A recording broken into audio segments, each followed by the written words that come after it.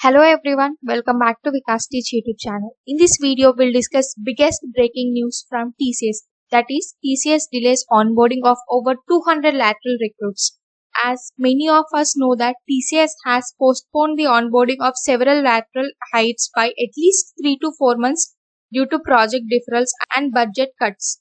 According to the news report, over 200 lateral recruits across cities including Bangalore, Pune, Kochi, Bhubaneswar, and Indore have been impacted. The further report states that the lateral hires were hired in TCS between January and April were initially facing onboarding delays by a month. However, project delays and the general hit that the IT industry handed with has deferred the onboarding of these recruits by several months. On 10th July, many individuals received email informing them that their joining dates were being pushed back to October again. This update comes from a recent report by Money Control. According to the report, these recruits had initially been given 3 to 4 months subsequent onboarding dates via email.